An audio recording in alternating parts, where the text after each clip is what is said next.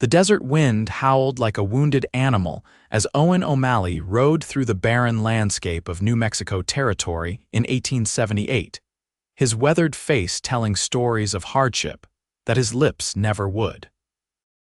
The setting sun cast long shadows across the dusty terrain, painting the world in hues of orange and red as he guided his chestnut mare toward what he hoped would be shelter for the night. 3 days on the trail had left him bone-weary, his water supply dwindling to dangerous levels.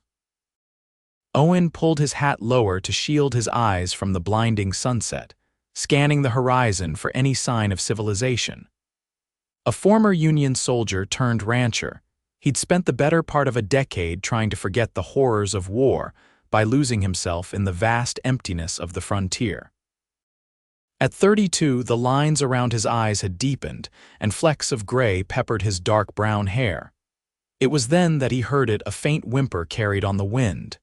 He reined in his horse, head cocked to one side. "Whoa there, Zadie," he murmured, patting the mare's neck as he strained to listen.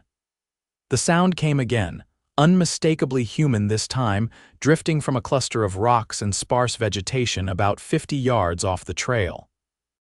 Instinctively, his hand moved to the Colt revolver on his hip as he nudged Zadie forward. Years of frontier living had taught him caution. Ambushes weren't uncommon in these parts, with desperate men willing to kill for a horse and supplies. As he approached, Owen dismounted, leading Zadie by the reins. The sound grew clearer, a woman's voice, weak and desperate. "Help, please." He tied Zadie to a scraggly mesquite tree and crept forward, revolver drawn. Rounding a large boulder, he froze at the sight before him. A young woman lay huddled against the rocks, her dress torn and dirty, her wrists and ankles bound with heavy iron shackles. Her dark hair was matted with dust and blood, partially obscuring her face, but he could see her skin was sunburnt and blistered. She looked up at his approach, her eyes wide with fear and desperation. "Don't hurt me," she whispered, her voice barely audible as she tried to shrink away from him. Owen holstered his gun immediately and raised his hands. "I'm not going to hurt you, miss, I promise." He approached slowly, kneeling a respectful distance away. The woman was young, perhaps 25, with striking features despite her battered condition. The shackles had cut deep into her flesh, leaving angry red wounds. "My name's Owen O'Malley. I've got water and food on my horse." "Will you let me help you?" she nodded weakly, tears cutting clean tracks down her dirt-streaked face. "Zadie," she whispered. "Zadie Lawson." Owen retrieved his canteen and helped her drink, supporting her head gently. She drank greedily, water spilling down her chin. "Easy now," he said. "Too much too fast will make you sick." Her eyes never left his face as she drank, studying him with wary intensity. When she'd had enough, he dampened his bandana and gently wiped the dirt from her face, revealing a nasty gash on her forehead. "Those shackles," he said, examining the crude iron bands. "I've got tools that might help. How long have you been out here?" 2 days, I think," she replied, her voice stronger now. "They left me to die." "Who did?" Owen asked, but she just shook her head, fear flickering across her face. "Later. Please, just get these off me." Owen nodded and returned to his saddlebags, retrieving a small set of tools he kept for horseshoe emergencies. The lock on the shackles was sturdy but simple. With careful manipulation and considerable strength, he managed to break the mechanism on the wrist irons first. Zadie gasped as they fell away, revealing raw, bleeding skin beneath. Owen winced at the sight but kept his expression neutral as he moved to free her ankles. "Thank you," she whispered as the last of the shackles fell away. She tried to stand but stumbled immediately, her legs giving way beneath her. Owen caught her before she hit the ground. "You're in no condition to walk. Night's falling fast. My place is about 3 hours' ride from here." "I can take you there, get you fixed up proper." Uncertainty flickered across her face. "Why would you help me? You don't know me." "Out here, refusing help is as good as signing a death warrant," Owen replied simply. "I'd hope someone would do the same for me." After a moment's hesitation, she nodded. "I have nowhere else to go." Owen helped her onto Zadie, then mounted behind her. He could feel her trembling as he reached around her to take the reins, her body tense with pain and fear. "I've got you," he said quietly. "Try to rest if you can." As they rode through the gathering darkness, Zadie eventually relaxed against him, her exhaustion winning out over her wariness. Owen kept one arm protectively around her waist, guiding Zadie with his other hand. Questions swirled in his mind. Who was this woman? Who had chained her and left her to die? But those would have to wait. The journey to Owen's ranch was slow and careful. Twice they stopped to rest Zadie and give Zadie more water. By the time the small cabin came into view, Zadie was barely conscious, her head lolling against Owen's chest. The cabin stood solitary against the landscape, a humble structure with a small corral beside it and a barn beyond. No luxurious ranch house, but it was clean, sturdy, and most importantly safe. Owen dismounted first, then gently lifted Zadie from the saddle. She weighed almost nothing in his arms, a fact that concerned him as he carried her toward the cabin. Inside, he laid her carefully on his bed and lit a lamp. In the warm glow, he could better assess her condition. Her dress was little more than rags, and beneath the dirt and grime, her skin was marked with bruises in various stages of healing. The wounds from the shackles looked angry, and inflamed potential infection was his immediate concern. He stoked the fire in the small stove, put water on to boil, and gathered clean cloths and the few medical supplies he kept on hand. When he returned to the bedside, Zadie's eyes were open, watching him warily. "I need to clean those wounds," he explained, keeping his distance. "And you'll need fresh clothes. I have an old shirt and trousers that might do for now." Zadie nodded, attempting to sit up. "I can manage. Let me help you," Owen insisted, moving to support her. As she winced in pain, he added gently, "Those wounds need tending. Will you let me?" After a moment's consideration, she nodded again. Yes. With clinical efficiency tempered by gentleness, Owen cleaned the wounds on her wrists and ankles, applied a salve made from local plants that he'd learned about from a Navajo medicine man, and wrapped them in clean bandages. Throughout the process, Zadie remained silent, occasionally flinching but never complaining. "There's a creek out back," Owen said when he'd finished. "The water's clean. I can heat some for you to wash up proper, and there's food when you're ready." "Thank you," Zadie said softly. "I don't know how to repay you." "No need," Owen replied, standing and gathering the soiled cloths. "Rest now. We'll talk more when you're stronger." He helped her into his spare clothes, comically large on her slight frame, and prepared a simple meal of beans, jerky, and biscuits. Zadie ate slowly but with evident hunger, and when she'd finished, her eyelids were already drooping with exhaustion. "Take the bed," Owen said firmly when she tried to protest. "I'll sleep by the fire." Too tired to argue, Zadie lay back on the pillows. Within moments, she was asleep, her face peaceful for the first time since he'd found her. Owen watched her for a moment, his mind filled with questions. Who was Zadie Lawson? What circumstances had led to her being abandoned in the desert in chains? The frontier was a harsh place, especially for women alone, but this seemed beyond the usual dangers. As he settled on a bedroll near the stove, Owen knew he was becoming involved in something potentially dangerous. Yet something about the wounded woman in his bed stirred protective instincts he'd thought long buried beneath years of solitude. Dawn broke with gentle fingers of light streaming through the cabin's small windows. Owen had been awake for hours, having slept fitfully. He'd checked on Zadie several times during the night, relieved to find her sleeping deeply each time. He was preparing coffee when she finally stirred, her eyes opening with momentary panic before recognition set in. "Morning," he said, keeping his voice gentle. "How are you feeling?" Zadie pushed herself to a sitting position, wincing slightly. "Better," she replied, her voice stronger than the previous day. "Alive, thanks to you." Owen poured a cup of coffee and brought it to her. "Think you could manage some breakfast? I've got eggs from my chickens." She accepted the coffee gratefully. That would be wonderful. As Owen prepared a simple meal, Zadie took stock of her surroundings. The cabin was small but neat, with a main room containing the stove, a table with 2 chairs, a small bookshelf, and the bed she occupied. A curtain partially concealed what appeared to be a storage area. The furnishings were sparse but functional, and everything was meticulously clean. "You live here alone?" she asked. Owen nodded as he cracked eggs into a pan. "Just me for the past 8 years. I've got about 30 head of cattle, chickens, 2 horses including Sadie, and a cantankerous old mule named Jeremiah who thinks he owns the place." This drew a small smile from Zadie, the first Owen had seen. It transformed her face, hinting at the beauty beneath the trauma.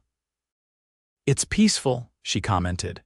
"Most days," Owen agreed, bringing her a plate of eggs and more biscuits. "Some folks would call it lonely, but I've grown accustomed to the quiet." They ate in companionable silence for a few minutes before Owen finally broached the subject they'd been avoiding. "Miss Lawson," he began. "Zadie, please," she interrupted. "Zadie, then," he nodded. "I don't mean to pry, but I found you chained and abandoned in the desert. If someone's looking for you, I need to know. My nearest neighbors are 10 miles away and the town's a full day's ride. If trouble's coming, we should be prepared." Zadie set down her fork, her appetite apparently gone. She stared into her coffee cup for a long moment before speaking.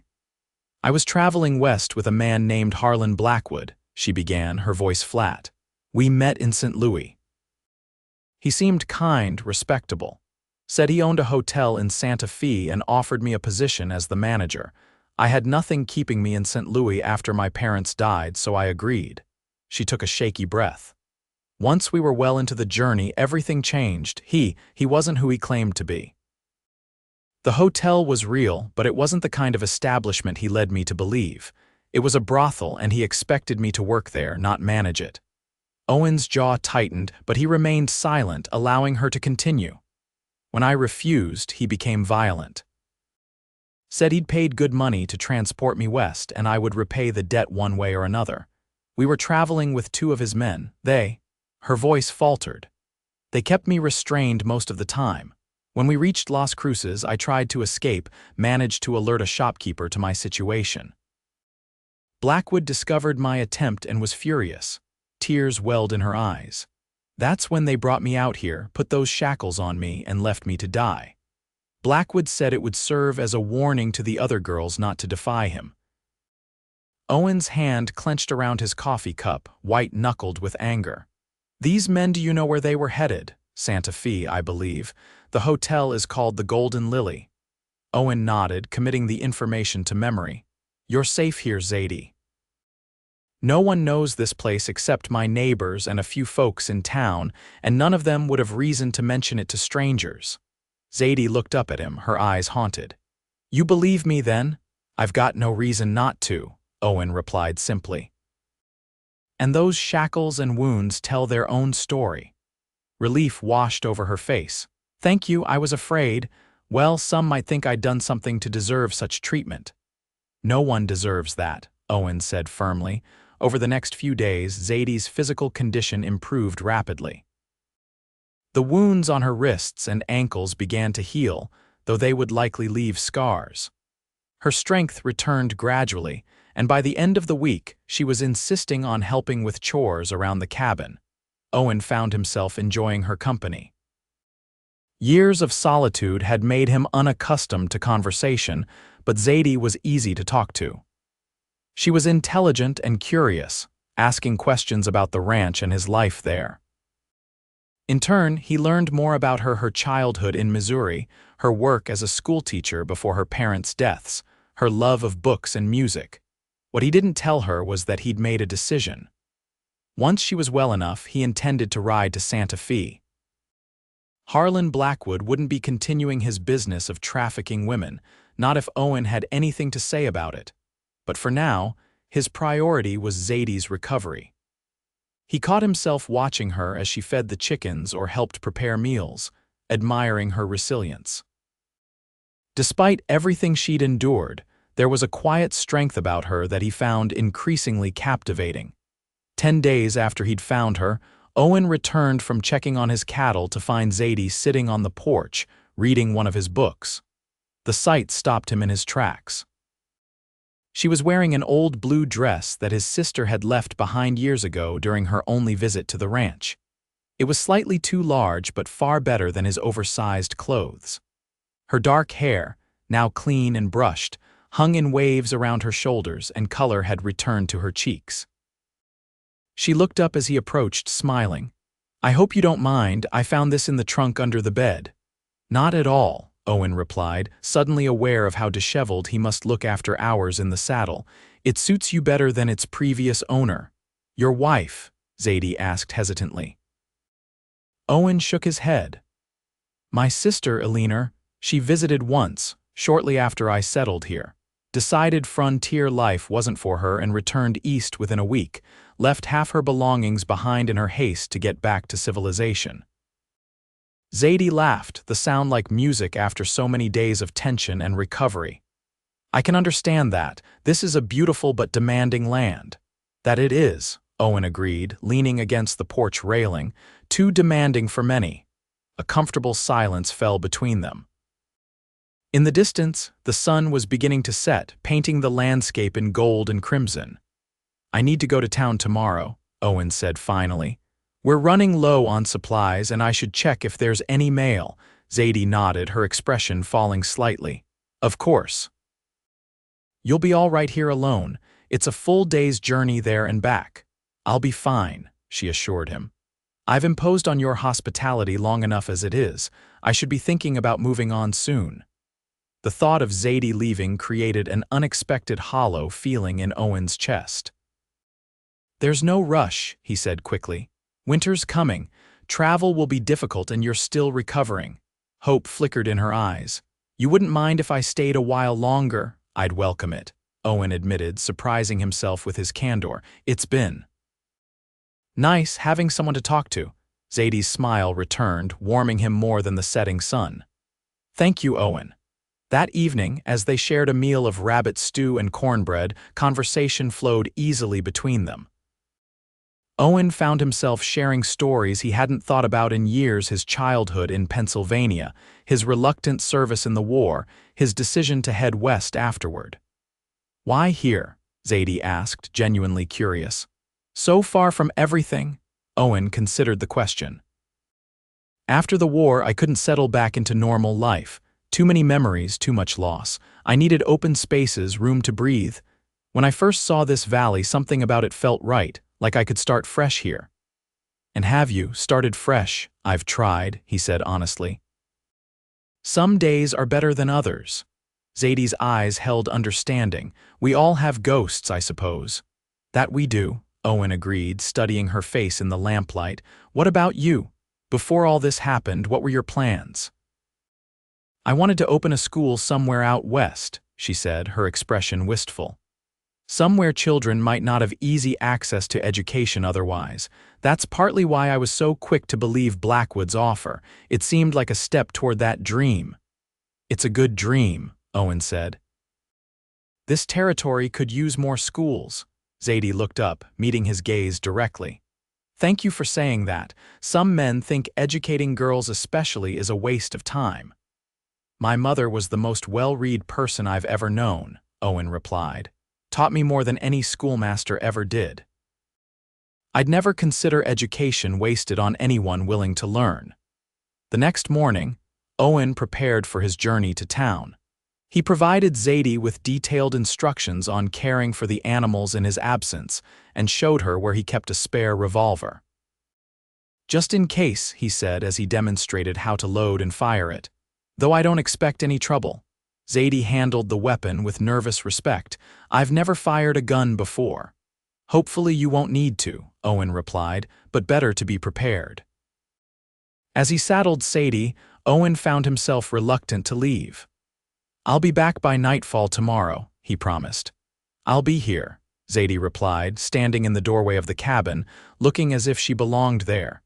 The image stayed with him as he rode toward the small town of Cedar Creek. In just under 2 weeks, Zadie had transformed from a battered stranger to someone whose presence in his life felt increasingly essential. The realization was both exhilarating and terrifying. Cedar Creek consisted of little more than a general store, a saloon, a small church, and a handful of other buildings clustered along a dusty main street. Owen tied Zadie outside the general store and went inside, nodding to the proprietor, a heavyset man named Thomas Miller. "Owen O'Malley," Miller greeted him. "Been a while. Started to wonder if you'd fallen off the edge of the earth." "Just busy with the ranch," Owen replied, handing over his list of supplies. As Miller gathered the items, he chatted about local news, a new family settling nearby, problems with rustlers to the north, and the stagecoach schedule changing. "Oh, and there's been some fellows asking around about a woman," Miller added casually. "Dark-haired, pretty. Said she might be passing through." Owen kept his expression neutral. "That's so. What kind of fellows?" "Well-dressed, but rough around the edges, if you know what I mean. Leader called himself Blackwood, said the woman was his fiancée who got cold feet and ran off with some of his money. Offering a reward for information." Owen's blood ran cold, but he maintained his composure. "When were they here?" 3 days ago. Said they'd be checking back. You seen anyone fitting that description?" "Can't say that I have," Owen replied steadily. "Not many travelers pass by my place." After paying for his supplies, Owen made his way to the saloon. He wasn't much of a drinking man, but saloons were the best place for information. Sure enough, the bartender had more details about Blackwood and his men. "Nasty piece of work, if you ask me," the bartender confided. "Smiles a lot, but it never reaches his eyes. Had 2 men with him, both armed to the teeth. They're staying at the old Jackson place about 5 miles north of town." Owen nodded, absorbing this information. "They say how long they plan to stick around." "Said they'd keep looking until they found what they were after. Something about that Blackwood fella makes my skin crawl." By the time Owen left town, his mind was racing. Blackwood was closer than he'd anticipated and actively searching for Zadie. The ranch wasn't as remote as he'd like under these circumstances, and if Blackwood was asking questions in Cedar Creek, it was only a matter of time before someone mentioned Owen's isolated property. He pushed Zadie harder on the return journey, anxiety growing with each mile. The sun was setting when he finally approached the ranch, and relief flooded through him at the sight of smoke rising from the cabin's chimney. Zadie emerged at the sound of hoofbeats, a worried expression giving way to a smile as she recognized him. "You're back early. I was just making supper." Owen dismounted quickly, leading Zadie toward the barn. "We need to talk. Blackwood's been in Cedar Creek asking questions about you." The color drained from Zadie's face. "He's here, in this area." "Staying about 15 miles from here," Owen confirmed, unsaddling Zadie with efficient movements. "He's told people you're his runaway fiancée who stole from him. He's offering a reward." Zadie's hands trembled as she helped him with the saddle. "I should leave." "I'm putting you in danger by staying." "And where would you go?" Owen asked, his voice gentle but firm. "No, running now would only make you more vulnerable. We need to think this through." Inside the cabin, they discussed their options over a hastily prepared meal that neither had much appetite for. "I could go to the sheriff," Zadie suggested. Owen shook his head. "Cedar Creek doesn't have a proper sheriff, just a deputy who's rarely sober." "And it would be your word against Blackwood's, a well-dressed businessman versus a woman with no corroborating witnesses." "Then what can we do?" Owen considered carefully before responding. "First, we make this place more defensible. Then I was thinking about that school you wanted to open." Confusion crossed Zadie's features. "What does that have to do with Blackwood?" "Nothing directly," Owen admitted. "But if you had established roots here, a position in the community, a purpose that people respected, it would be harder for Blackwood to make his claims stick." "You mean, stay here?" "Permanently? Cedar Creek has no school," Owen explained. "The children either go without education or travel to larger towns. If you were to start teaching, even on a small scale." Hope flickered in Zadie's eyes. "The community might support me against Blackwood's accusations." "Exactly," Owen nodded. "It wouldn't happen overnight, but it gives us a direction, a plan beyond simply hiding." "Us," Zadie questioned softly. Owen met her gaze steadily. I'm not abandoning you to face this alone, Zadie. Something shifted between them in that moment, an acknowledgement of feelings that had been growing since the day he found her in the desert. The next morning, they began implementing their plan. Owen moved his most valuable livestock closer to the cabin and reinforced the doors and windows. He showed Zadie hiding places on the property and established signals they could use if danger approached. While they worked, they talked more about the possibility of starting a small school. The nearest neighboring ranch had 4 children, and there were more families scattered throughout the area. We could use the barn as a schoolhouse, at least to start, Owen suggested as they repaired a section of fencing. Clear out one end, add some tables and benches.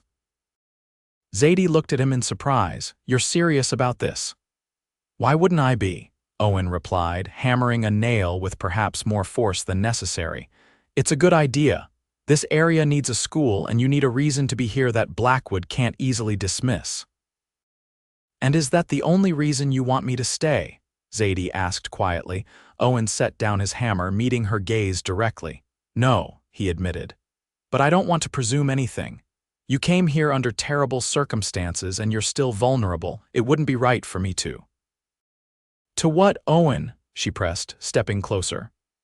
To tell you that these past weeks have been the happiest I've known in years, he said finally. That the thought of you leaving ties my stomach in knots. That I find myself watching you when you don't notice, just to see the way your face lights up when you talk about things you care about. Zadie's breath caught. I didn't know. I didn't want you to feel obligated, Owen explained. You don't owe me anything, Zadie. Not for helping you, not for offering you a place to stay. What if I stay not out of obligation but because I want to? She asked, her voice barely above a whisper. Because I've never felt as safe or as valued as I do when I'm with you. Owen's heart hammered in his chest. Do you mean that? Instead of answering with words, Zadie closed the distance between them, rising on her tiptoes to press her lips gently against his. The kiss was brief but held a promise that left Owen breathless. I mean it, she said as she pulled away, her cheeks flushed. Though I understand if you think it's too soon, or if you, Owen cut her off with another kiss, deeper this time, his arms encircling her waist to draw her closer. When they finally separated, both were smiling. Not too soon, he assured her. Though perhaps not the best timing with Blackwood lurking about. All the more reason to face this together, Zadie replied. 3 days later, Owen rode to the neighboring Bradley ranch to discuss Zadie's idea for a school. Maria Bradley, a no-nonsense woman who had been educating her children as best she could, was immediately enthusiastic. My Robert can barely write his name and he's 12, she lamented. And little Sophia has such a quick mind, it's a shame to see it going to waste. We'd gladly contribute what we can to support a proper teacher. Word spread quickly among the scattered homesteads. Within a week, Owen and Zadie had commitments from 6 families, representing 13 children of various ages. They began converting part of the barn, with neighbors helping to construct simple desks and benches. Throughout this flurry of activity, they remained vigilant. Owen made regular rides around the property perimeter, and they never ventured far from the cabin alone. But as days passed without any sign of Blackwood, they began to hope that perhaps he had moved on to search elsewhere. That hope was shattered one crisp autumn morning as Owen returned from checking on the cattle. He spotted 3 riders approaching from the east, still distant but unmistakably headed for the ranch. Zadie, he called urgently as he raced to the cabin. They're coming. She appeared in the doorway, her face pale but composed. Blackwood? I think so. 3 riders about 10 minutes out. Owen quickly gathered his rifle and extra ammunition. Remember our plan. Stay inside, keep the rifle handy. I'll try to handle this peacefully, but be ready. Zadie nodded, her hands steady as she checked the revolver he'd given her. Be careful, Owen, he kissed her quickly. I will. Owen positioned himself on the porch, his rifle visible but not aimed as the riders approached. As they drew closer, he could make out a well-dressed man in the lead, Blackwood, presumably flanked by two rougher-looking companions. "That's far enough," Owen called when they were about 50 yards from the cabin. The riders stopped, and the man in the center raised his hands slightly. "Good morning," he called, his voice smooth and cultured. "I'm looking for Harlan Blackwood. I understand you might be able to assist me." Owen kept his expression neutral. "Don't know anyone by that name." "Perhaps not," the man conceded with a smile that didn't reach his eyes. "But I believe you may be harboring my fiancée, Zadie Lawson. She's been unwell, you see, mentally confused. She ran away during our journey to Santa Fe." "No one here by that name either," Owen replied evenly. Blackwood's smile tightened. "Now, sir, I've been informed that a woman matching her description has been seen in your company in Cedar Creek. I'm simply concerned for her welfare." "If you'd allow me to speak with her, like I said," Owen interrupted. "There's no one here by that name. Now I'll have to ask you gentlemen to leave my property." The smile vanished from Blackwood's face. "I don't think you understand the situation. That woman is my property. I paid good money to transport her west, and I intend to collect on my investment." "No woman is property," Owen replied, his voice hardening.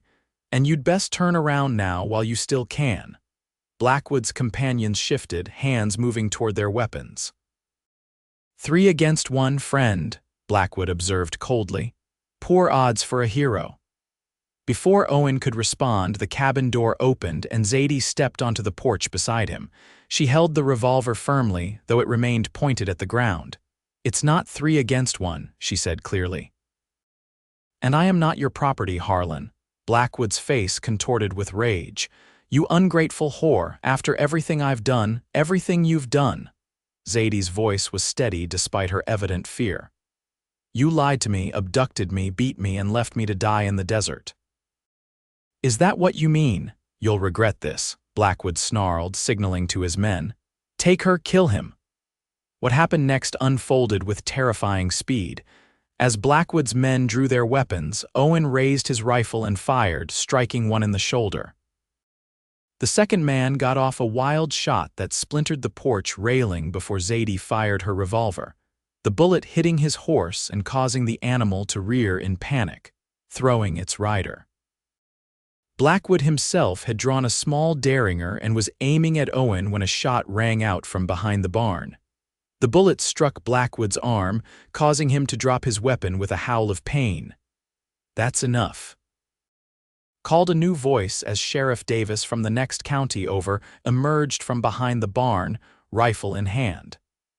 With him were 2 deputies and Daniel Bradley from the neighboring ranch. "These men were just leaving," the sheriff continued, approaching with his weapon trained on Blackwood. "Weren't you gentlemen?" Blackwood clutched his bleeding arm, his face a mask of hatred. "This isn't over." "Oh, I think it is," Sheriff Davis replied calmly. "Mr. Bradley here rode all the way to my office yesterday with quite a story about a man trafficking women and abandoning them to die when they wouldn't cooperate. Seems his wife heard it from Mrs. Lawson while they were planning that school of hers." He gestured to his deputies, who moved to disarm Blackwood and his associates. "We've been tracking reports of missing women along the Santa Fe trail for months. I think you gentlemen will be coming with us to answer some questions." As Blackwood and his men were led away, Owen turned to Zadie, pulling her into a tight embrace.